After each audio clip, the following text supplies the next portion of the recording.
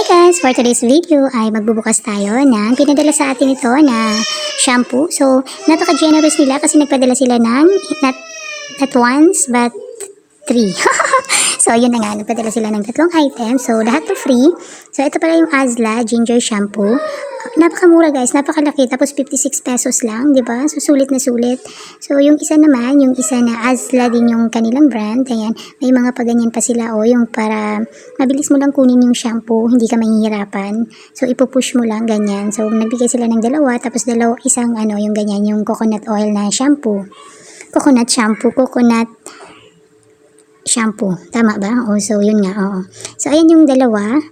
Bubuksan mo lang yung takip. Tapos, ilalagay mo yung pa-freebie nila na pang-push. So, para mabilis lang kumuha ng shampoo. So, diba?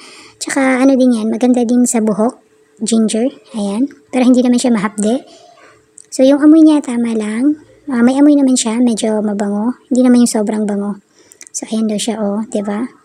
Nagpapahaba daw siya ng buhok. Mabilis magpahaba ng buhok.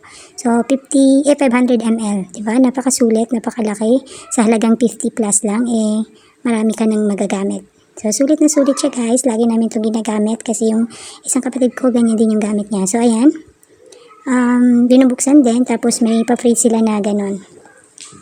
Yung pa-push. So, ayan siya. Diba? Galing, no?